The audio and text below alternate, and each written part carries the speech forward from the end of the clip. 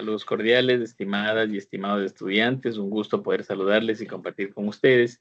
El día de hoy, pues vamos a iniciar con esta segunda clase que corresponde a la unidad 2 de la asignatura de problemas de desarrollo y necesidades educativas.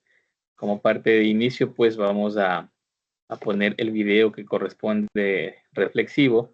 Vamos a prestar mucha atención, por favor, a este video y luego pasamos a hacer nuevamente una rutina de pensamiento, que es la que nos corresponde como parte reflexiva, ¿verdad? Todas atentas y atentos, por favor.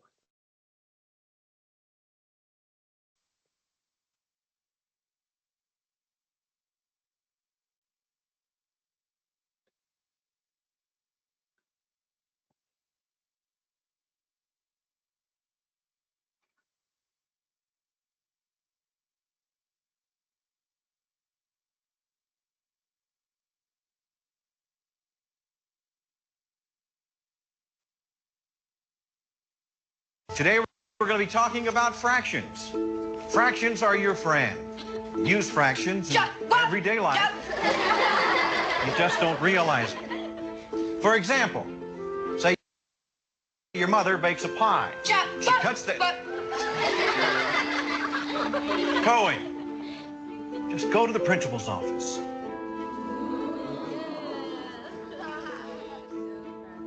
Not the best way to introduce myself to the principal. What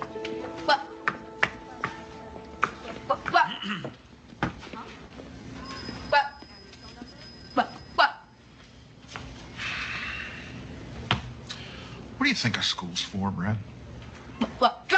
Sorry, I keep disrupting the You're class. not answering my question.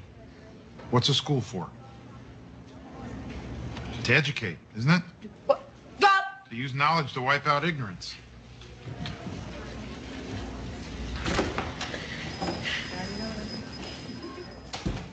School's orchestra's having a concert this afternoon. You planning on going? No, sir.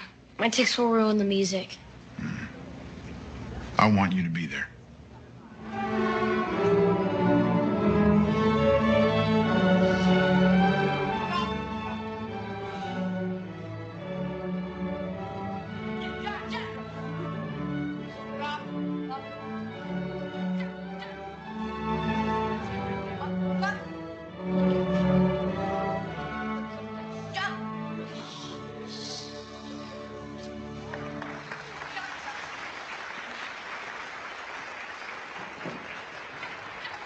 Everybody just keep your seats for a minute, please. Thank you. You enjoy the concert? Great job. Did you hear any noises during the quiet parts? Yeah, so did I. They're pretty annoying, aren't they? The person making those noises is Brad Cohen.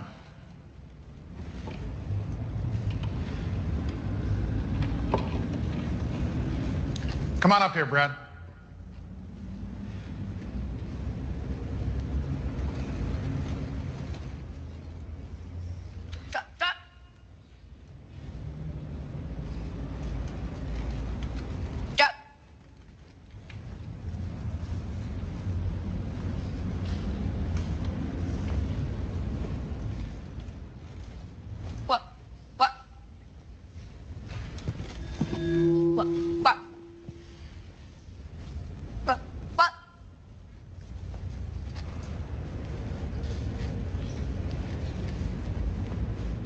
Do you like making noises and upsetting people, Brad? No, sir. Then why do you do it? What? Because I have Tourette's syndrome. What's that? It's a thing in my brain that causes me to make weird noises. But you could control it if you wanted to, right? No, sir. It's a sickness. Well, why can't you just get cured? There isn't any cure. I don't like making noises any more than you like hearing them. They're even worse when I get stressed, when you don't accept that I can't stop them. But when I feel accepted, then they're not so bad. What can we do? And I mean everyone in this school. What can we do to help you, Brad? I just want to be treated like everybody else.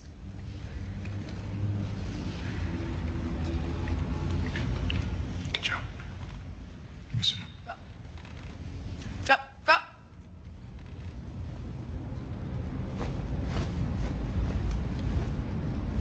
Drop, drop.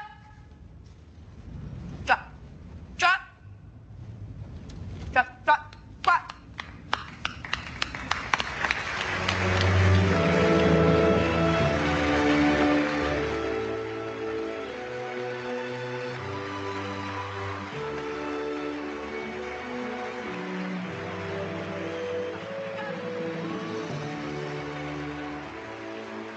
A few words, a little education, and it was like opening a door to a brand new world.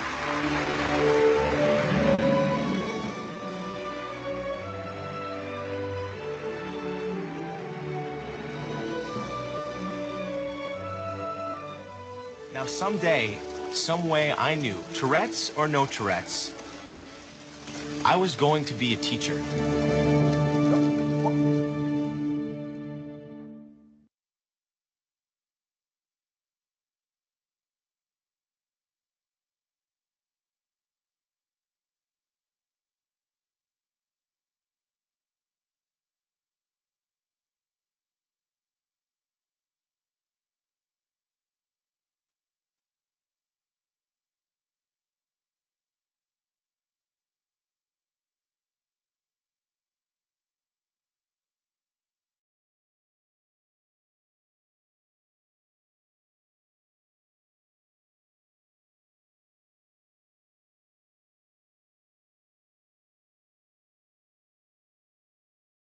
Ahí está mi amor, la llanta negra.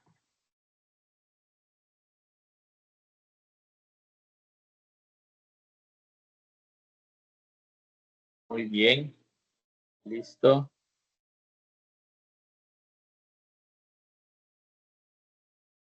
Me confirman, por favor. Logran escucharme. Estoy de vuelta, estoy de vuelta. Muy bien. Perfecto. Listo, ya hemos podido observar el video, la importancia del video y lo significativo que está dentro de este proceso, ¿verdad? Si bien es cierto, nosotros podemos observar, podemos mirar diversos criterios que se nos presentan a nivel educativo, ¿no? Y si bien es cierto, el video que hemos podido observar ahora sí nos lleva a una reflexión bastante significativa y que tiene mucho que ver con el tema del acompañamiento hacia las personas que tienen un trastorno como tal, como era el caso del estudiante, ¿verdad?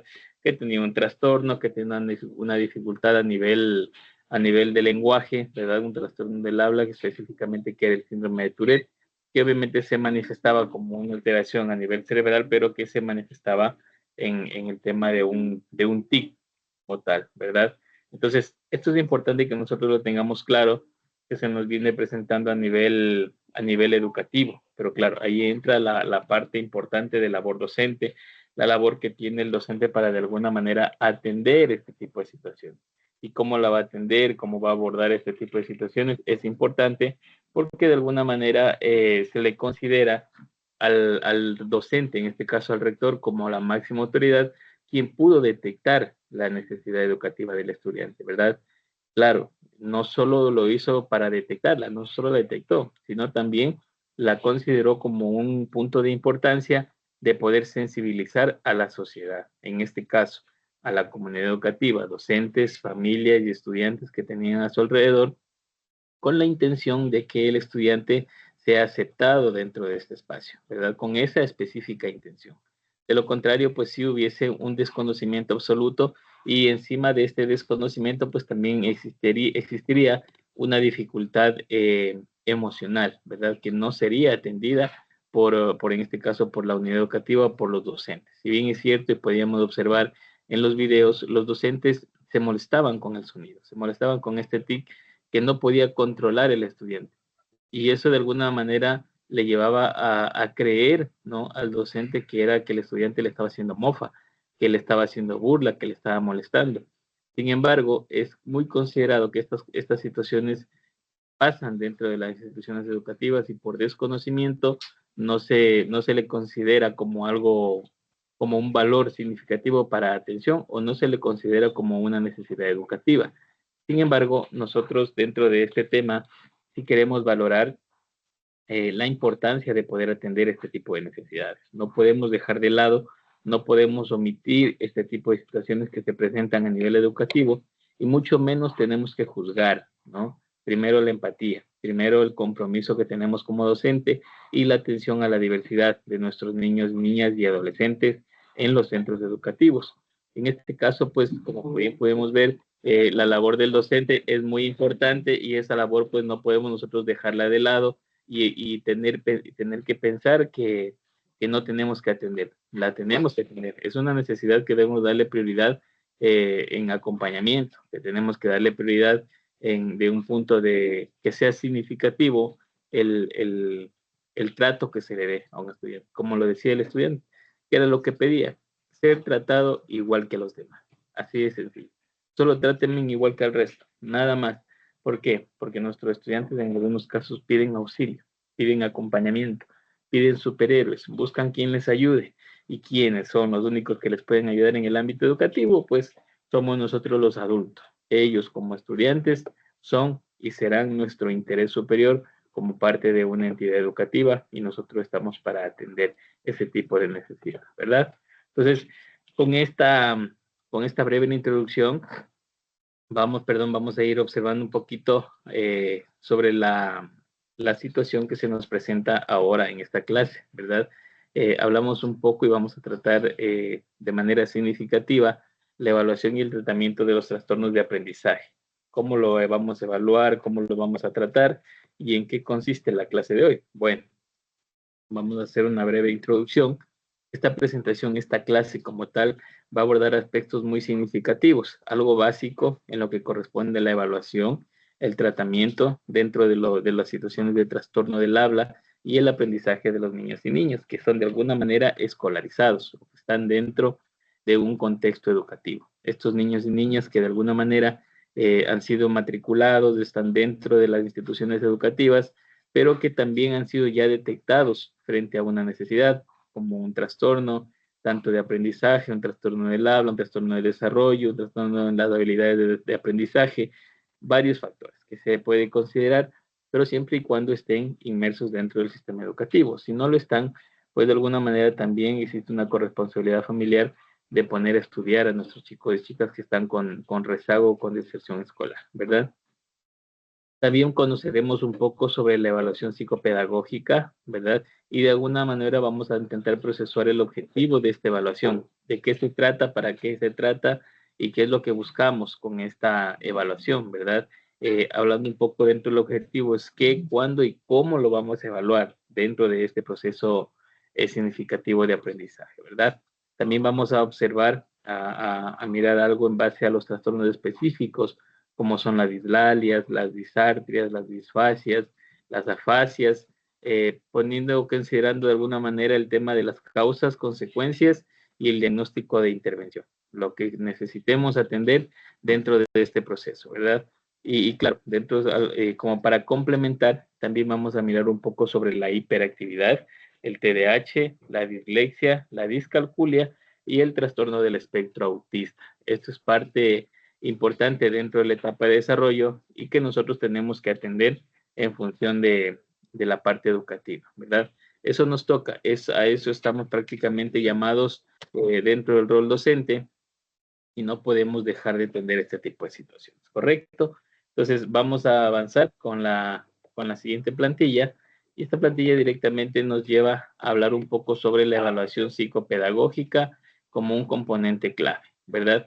¿Qué es lo que vamos a hacer? ¿Qué es lo que vamos a mirar en esta parte? El objeto de la evaluación. Primerito, tenemos que identificar las necesidades educativas del niño o niña para de alguna manera diseñar alguna propuesta que sea considerable para que avance o que cubra o responda a la necesidad educativa del estudiante, ¿verdad? Eso es importantísimo. Primero, detectar, determinar mirar cuál es la razón o cuál es la necesidad educativa que tiene el estudiante y con base a eso, pues poder hacer un debido proceso, un acompañamiento significativo que sea relevante en el proceso de aprendizaje, ¿verdad? ¿Qué vamos a evaluar? Vamos a evaluar las habilidades cognitivas, el desarrollo del lenguaje, ¿verdad? Las habilidades sociales y emocionales y el rendimiento académico. Estas cuatro que son muy importantes dentro de la parte de la evaluación psicopedagógica son clave, ¿no? Estos no las podemos dejar a un lado porque son parte importantísima del proceso de desarrollo. Cuando nosotros observamos un punto de evaluación, vamos a tener que valorar las habilidades cognitivas, ¿no? Lo que el niña o adolescente conoce, lo que ha desarrollado, lo que está dentro de su contexto, ¿verdad? Vamos a mirar cómo están sus etapas de desarrollo del lenguaje, si es que hay quizás dificultades a nivel del lenguaje, a nivel del habla, de la lectoescritura, todo lo que abarca este tema, ¿verdad? Vamos a observar y a evaluar también el tema de las habilidades emocionales, cómo está su equilibrio emocional, cómo está su situación socioemocional, intrafamiliar y todos los componentes sociales que le rodean al estudiante. Vamos a observar también un poco a evaluar lo que corresponde al rendimiento académico, ¿no? Dentro de la ficha de detección que se plantea, que es la de necesidades educativas, pues nosotros vamos a ir buscando la importancia del rendimiento académico, ¿no? Eso vamos a tenerlo clarísimo, porque si todas las anteriores, que son las habilidades cognitivas, el desarrollo del lenguaje, las habilidades sociales y emocionales, en la evaluación presentan dificultad, pues obviamente vamos a tener un bajo rendimiento académico. Eso no hay para qué discutir, ¿verdad? Entonces, cuando vamos a la parte de cuándo vamos a evaluar, aquí estamos específicamente hablando del objeto que evaluar, cuándo vamos a evaluar, ¿no? Y un poco complementando con lo que corresponde al por qué vamos a evaluar, ¿verdad? Ante esta sospecha, ¿no? De las dificultades de aprendizaje, de lo que se nos presenta en los puntos de desarrollo del aprendizaje del habla, del lenguaje, ¿verdad? Nosotros sí tenemos que tener en cuenta que vamos por un periodo de adaptación, ¿verdad? Cuando hay un cambio en el niño, cuando se presentan alertas, cuando detectamos situaciones que son bastante complicadas en la parte educativa, sí somos los llamados a poder atender este tipo de casos, ¿no? Sí somos llamados a poder reportar como docentes, a poner en conocimiento a quien corresponda para que se haga el debido proceso. ¿Qué hacemos nosotros como docentes? La ficha de detección. Luego se le envía al departamento del DS. El DS, por medio de la entidad competente, que sería UDAI o una entidad de valoración particular, se haría la articulación para que se pueda evaluar al estudiante, ¿verdad? Y con eso, pues, mirar si es que realmente tiene una necesidad educativa o no, o que sea considerable de alguna manera atenderla, ¿verdad? Eso como para ir un poco teniendo claro dentro del proceso de desarrollo y de los complementos que corresponden a la evaluación psicopedagógica, ¿verdad? ¿Qué más tenemos por acá? Un poco hablar sobre la evaluación procesual. Nosotros decíamos en esta evaluación procesual que tiene un enfoque dinámico, ¿verdad? Vamos a mirar un poco a profundidad el proceso de aprendizaje del niño. Eso es importantísimo. Como podemos observar en la imagen, tiene que ser una entrevista personal entre estudiante y entrevistador, en función de que podamos ir detectando cuáles son las necesidades de aprendizaje que se presentan en los niños. Es posible que los niños y niñas y adolescentes en la primera entrevista vayan a presentar cierta limitación, ¿verdad? ¿Por qué? Porque no le conocen, porque al psicólogo no le conocen, porque hay cierta distancia al ser una persona desconocida y existe el nervio también, ¿verdad? Se ponen nerviosos, nerviosas y eso les lleva directamente a no soltar o a bloquearse en el proceso de aprendizaje, ¿no? En alguna evaluación. Sin embargo, hay que valorar algunos factores que sí influyen en el rendimiento, como les decía, los nervios, lo que se va presentando, y mirar cómo va también el punto de confianza que se tiene que establecer entre el entrevistado y el entrevistador para que no pase a mayores y no se tenga que interrumpir el proceso de aprendizaje, ¿verdad? ¿Qué más tenemos del seguimiento continuo? Realizar un seguimiento a lo largo de todo el tiempo, ¿verdad? Todo el tiempo vamos a tener que estar pendientes del proceso, vamos a ir observando la evolución del niño, vamos a ir observando la evolución del niño para ajustar este tipo de estrategias. Todo este proceso vamos a tener que irlo valorando irlo atendiendo dentro del tiempo y que luego no se nos salga de las manos cuando desconocemos algún proceso, ¿verdad? Eso hay que tenerlo claro. No podemos nosotros creer que, que el seguimiento de nuestros niños y niñas puede quedarse ahí, intermedio. No, no, tenemos que acompañar, tenemos que valorar todo este proceso significativo. De lo contrario, sería un proceso no muy bien realizado, porque quedaría como iniciado, pero no avanzaríamos con un proceso, ¿verdad? Como para decir culminado o realizado o alcanzado un resultado de aprendizaje significativo, ¿verdad? Aquí se plantean también algunas estrategias personalizadas en cuanto al proceso de desarrollo de la evaluación procesual, ¿verdad? Se plantean de alguna manera adaptar estrategias, adaptar alguna evaluación que sea significativa y que ésta obviamente se ajuste a las necesidades de los niños. Yo escuchaba, por ejemplo, que cuando hay un proceso muy significativo de valoración, un estudiante se le hace una adaptación curricular de grado 3, por ejemplo, ¿verdad? Y si por alguna razón el estudiante que está en quinto de básica no tiene bueno, se le hace una adaptación de grado 3, pero necesita que hacerle una valoración, perdón, una adaptación curricular y cambiarle la competencia curricular a tercero de básica, porque ese es su nivel en el que él aprende, pues hay que cambiar. No podemos nosotros ponerle a la competencia de quinto cuando sabemos que el estudiante no alcanza la competencia curricular de quinto. Por tal razón, nosotros sí somos los llamados a poder atender este tipo de situaciones. Claro, necesitamos un sustento, por supuesto. El UDAI va a ser quien diga el estudiante requiere tal valoración, el estudiante requiere tal adaptación curricular y con esta competencia curricular que es la que vamos a realizar, ¿verdad? Entonces, todo ese proceso nosotros lo vamos a tener que ir realizando dentro del tiempo, dentro de la etapa de desarrollo del niño y con esto también tener un alcance significativo, ¿no? ¿Qué más tenemos por acá? Vamos a hablar un poco de los trastornos del habla, que son importantes, ¿verdad? Como son las dislalias, las disartrias, las disfasias y las afasias, ¿verdad? Estos son importantísimos que nosotros debemos tener en cuenta dentro de los procesos de desarrollo del lenguaje. Los trastornos del habla, ¿verdad? Primero, las dislalias son las dificultades que se presentan en la madurez de desarrollo de los niños con la pronunciación de fonemas, ¿no? Cuando los niños tienen dificultades en pronunciación, al momento de decir pásame agua, ellos van a decir pátame agua, ¿no? Hay una dificultad de pronunciación, pero dependiendo de la edad se podría diagnosticar que existe una dislalia. No solo chuta, tenemos un estudiante, un niño de 4 años que está en un CDI, ¿verdad? En el que atendemos nosotros una diversidad de cosas, de situaciones a nivel educativo.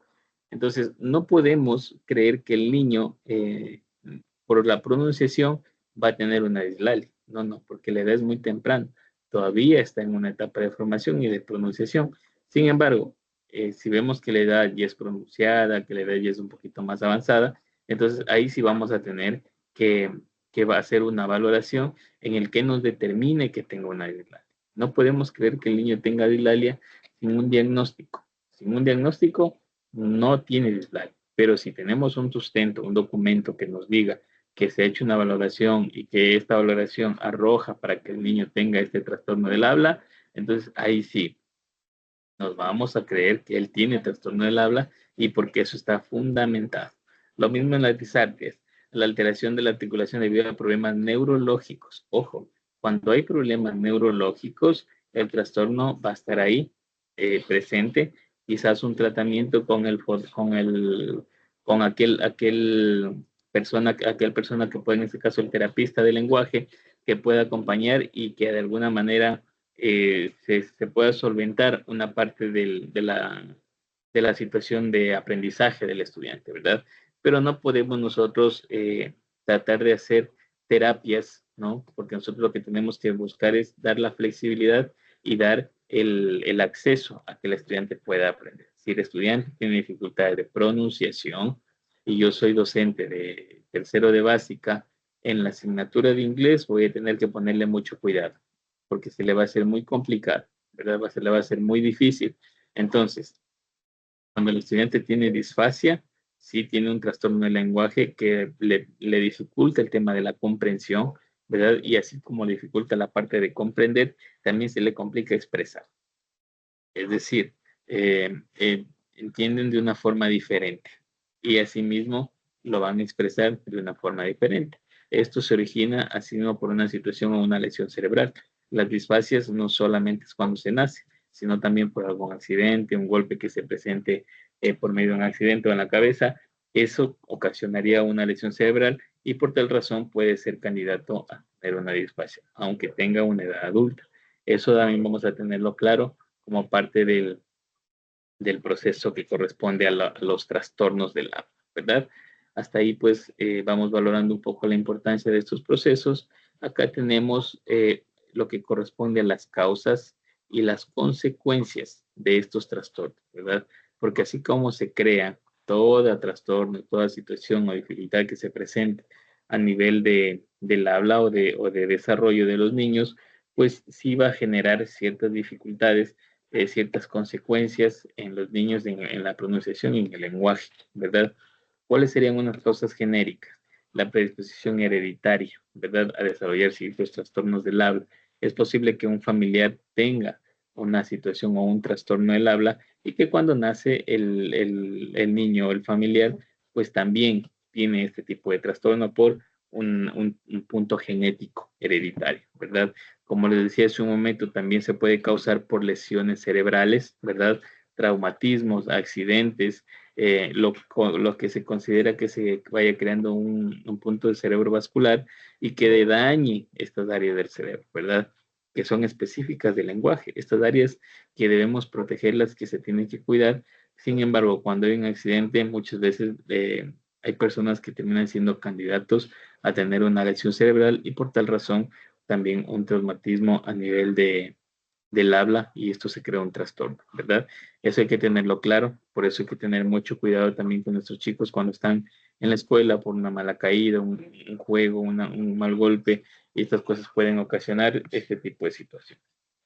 Con respecto a los factores ambientales, nosotros vamos a mirar un poco sobre la parte lingüística, ¿verdad? Y los estimulantes que se presentan dentro de las experiencias traumáticas, ¿no? Esto es un punto que nosotros debemos tener en cuenta, la exposición de los ambientes, ¿no? Cómo el niño va a desarrollarse en diferentes ambientes, en diferentes espacios, si la familia tal vez está presente para erradicar o corregir este tipo de situaciones del habla, porque a veces los trastornos también se van creando por no estar pendiente y no corregir, porque se llega a normalizar ciertos tipos de pronunciación en los chicos. Claro, y luego requieren terapia porque se convierte en un hábito bastante forjado y que no es tan difícil de poderlo corregir, ¿verdad? Las consecuencias de esos trastornos de alguna manera sí pueden traer dificultades en la comunicación, puede crear baja autoestima. Recordemos que nuestros niños y niñas de los centros educativos terminan siendo víctimas de acoso escolar, terminan siendo víctimas de bullying, su autoestima baja dentro de las instituciones educativas y eso conlleva a que haya un bajo rendimiento académico y por tal razón también un aislamiento social. Yo no quiero que me molesten, es que mis compañeros me molestan, me dicen que yo no sé hablar, que no puedo pronunciar las palabras y por tal razón dice, prefiero no hablar y me aíslo.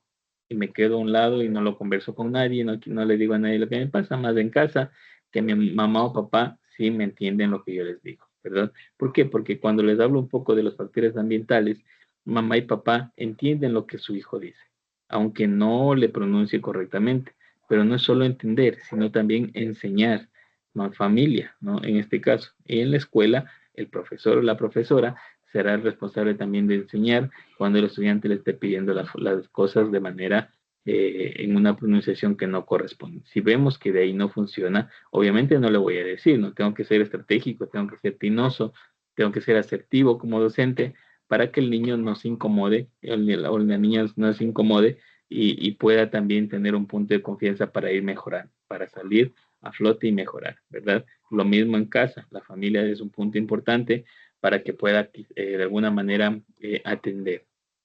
No decir, no es que tú no sabes hablar, es que ya eres grandota y no aprendes hasta ahora. todas esas cosas a los chicos los marca. Es algo que los marca de manera muy desagradable en su etapa de desarrollo, ¿verdad? Sin embargo, es importantísimo que que se realice una intervención temprana. Significa que a tiempo, para que no pasen estas cosas a nivel educativo. Porque los niños, cuando son niños en la escuela, casi no le prestan mucha atención. Es que miren, me molestan, es que no me dicen nada, no. Hay chicos que pasan por desapercibido el tema de la pronunciación, pero cuando ya entran a la etapa de la adolescencia y hay una madurez absoluta, entonces ya sienten cierto recelo de expresarse frente al resto, ¿verdad?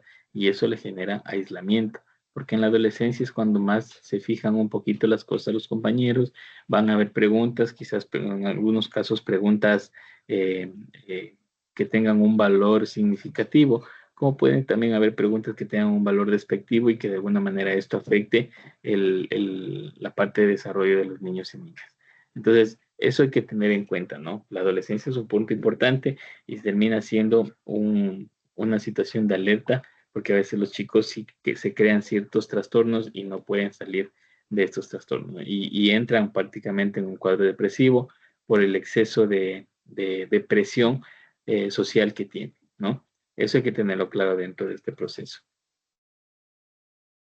¿Qué más tenemos por acá? Un poco sobre lo que corresponde a la hiperactividad y el TDAH, ¿verdad? ¿Cómo sería la evaluación y el manejo? La hiperactividad y el TDAH son muy conocidos a nivel educativo, son los que están ahí de cajón en las aulas de clases, en algunos casos ya detectados, en otros casos todavía no detectados, pero están en un proceso. En otros casos, mayoritariamente, ¿no? Por decirlo así, se encuentran de hecho hasta etiquetados, que no debería pasar, ¿no? Niños y niñas que de alguna manera terminan con una etiqueta por la complejidad, por el tema conductual, por el comportamiento, porque tienes estas actitudes, eres el niño que no me deja trabajar, la niña que no me permite que yo pueda avanzar con el resto de estudiantes que sí me ponen atención. Entonces, todas esas cosas están arraigadas todavía en el ambiente educativo. Sin embargo, existe otro porcentaje, ¿no? de docentes que ya conocen de qué se trata la hiperactividad, de qué se trata el TDAH, ¿verdad? Y cómo evaluarlo y cómo manejarlo dentro de las aulas, primerito. Es importante tener como parte de la evaluación directa, de la evaluación conductual, perdón, una observación directa del comportamiento, primerito. Entonces, el niño tiene diferentes actitudes, tanto en casa como en la institución, ¿verdad? Y esas dos actitudes, esos dos tipos de presentaciones, tanto en casa como en la escuela, son las que tenemos que valorar, ¿no? Eso tenemos que estar pendiente, debemos tener un mapeo de acompañamiento del niño o niña en el ámbito educativo, ¿para qué? Para que el docente conozca, mamita, ¿cómo es un niño en casa? Mire, acá en el colegio, en la escuela, él se presenta de esta forma, salta, brinca, en fin, varias cosas. Y en el colegio, ¿cómo es? En casa, ¿cómo es? En casa sí, es tranquilo, en casa no se levanta, en casa no presenta dificultades a nivel de comportamiento, está tranquilo. Entonces, ir valorando, ¿por qué sí en casa, por qué no en la escuela? Y esto de alguna manera se crea un proceso de acompañamiento que tiene que ir de la mano de lo uno y lo otro para que pueda buscársele una alternativa para manejarlo de manera correcta, ¿verdad? En cuanto a los cuestionarios y escalas, se utilizan instrumentos que son estandarizados para evaluar, ¿no? Si es que hay una presencia de TDAH, que es el trastorno por déficit de atención con hiperactividad. Y este trastorno, sí, de alguna manera, como les digo, está muy arraigado en el sistema educativo, está presente, y ese sistema de alguna manera de instrumentos de evaluación hay que darle la importancia correspondiente por medio de la UDAI. La unidad distrital de apoyo a la inclusión es la que de alguna manera acompaña este debido proceso, ¿verdad? ¿Qué más tenemos por acá? La recopilación de informes de padres, profesores y otros profesionales involucrados. Tenemos que recordar que nosotros dentro del manejo y evaluación del TDAH también tenemos que tener un expediente significativo, como a nivel ministerial se trabaja con la DIAC, ¿verdad? Con el documento individual de adaptaciones curriculares cuando este es pertinente, necesario, dependiendo de la necesidad del estudiante, o si no, pues se tiene una valoración psicopedagógica. En función de tener una valoración, la recomendación, el diagnóstico presuntivo o definitivo, pero también tener una valoración que sea significativa para el desarrollo del aprendizaje de los chicos, ¿verdad? Entonces, es importante que para esto exista un equipo multidisciplinario, ¿verdad? Y que de alguna manera acompaña y que garantiza el proceso significativo de aprendizaje en las instituciones educativas, ¿verdad? Eso como para ir teniendo una claridad. Por acá tenemos también otro de las dificultades de aprendizaje, que son la dislexia, la discalculia, dentro de las dificultades de aprendizaje. ¿De qué se trata la dislexia? Pues la dislexia tiene que ver mucho con el proceso significativo y que corresponde o que compromete la parte de la dificultad en la lectura, ¿verdad? La decodificación o simplificación de palabras, tiene dificultad para la comprensión lectora, requiere una intervención específica, ¿no? En la conciencia y en la fluidez lectora. Entonces, los niños confunden palabras, los niños tienden a no poder leer de manera correcta, ¿verdad? Y mucho menos poder escribir de forma correcta, ¿verdad? Su letra no es muy definida y no lo van a poder definir inmediato, siempre que no tengan un acompañamiento significativo, ¿verdad? Entonces, la dificultad del aprendizaje corresponde también a la discalculia, tiene que ver con la matemática, ¿no? Y la comprensión de los números, la parte lógico-matemática, la resolución de conflictos, de problemas. Por eso recordemos que los chicos en la matemática no logran resolver conflictos y en la vida social tampoco. Se les presenta un conflicto, no lo saben resolver, terminan en frustración, terminan en una situación compleja de ansiedad, ¿no? Terminan en llanto y muchas veces terminan en una situación agresiva también. Entonces, es importante que para esto los chicos reciban apoyo en las habilidades básicas numéricas, que eso es la parte importante, partiendo desde ahí. O sea, es una dificultad del aprendizaje, es un trastorno, es transitorio, no es permanente. Entonces requiere terapia, requiere acompañamiento significativo para mejorar en un cierto punto importante y pueda hacerse más fácil lo que ya es difícil en el estudiante, ¿verdad? Tenemos por acá lo que corresponde al trastorno del espectro autista, el TEA, ¿verdad? El famoso TEA. Tiene que ver mucho con la intervención conductual, que es la que se tiene que trabajar en la terapia del lenguaje y el apoyo social. Son las tres más importantes que necesita la persona con espectro autista en función de que se pueda trabajar esto, ¿no? El tema conductual, en algunos casos hay conductas que salen del contexto, en otros casos necesitan terapias de lenguaje por temas de comunicación, y la más importante, que es el tema de la interacción social. El autista, por característica, no se relaciona con más personas, prefiere estar en su mundo, prefiere estar solo, por eso es característico del autismo. Sin embargo, la intención es que puedan trabajar en las habilidades sociales y eso les lleve directamente a tener un punto más significativo de relación social, ¿verdad? Estas son las etapas de intervención que son importantísimas y que se tiene que considerar dentro del proceso para la intervención del espectro autista, ¿verdad? Nosotros tenemos que tener claro que dentro de este proceso no podemos alejarnos de la situación.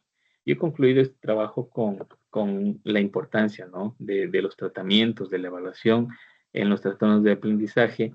Es muy necesaria la detección temprana, es importante que se realice el diagnóstico, sea definitivo o presuntivo, y que luego también se haga una intervención personalizada, es decir, si es pertinente poner un acompañante pedagógico, si es pertinente ponerle un pedagogo o un psicopedagogo que le acompañe en el proceso educativo, dependiendo de la necesidad, por eso digo si es pertinente, con la intención de que el estudiante pueda mejorar, ¿no? su bienestar a nivel académico y sus etapas de desarrollo, ¿no? Esto hay que tenerlo en cuenta. Nosotros si queremos trabajar con el tema de las ideas de avance de nuestros chicos y chicas en el ámbito educativo. Con esto, pues, mis queridas y queridos estudiantes, vamos a dar por finalizada la tarea. Es importante que ustedes, la actividad, es importante que ustedes revisen la plataforma PAU. Hay tareas que cumplir, hay foros que también tenemos que llenar, también en la parte de glosario, ahí están la definición de términos básicos que ustedes pueden leer, cuando algo no comprendan, cuando hay un término que se les ponga un poco difícil, ingresan a la plataforma PAO y pueden revisar todo lo que corresponde al tema del glosario de términos, ¿no? Entonces, con esto, mis queridas chicas y chicos, yo les agradezco por la atención. Que tengan una excelente tarde. Un abrazo y bendiciones.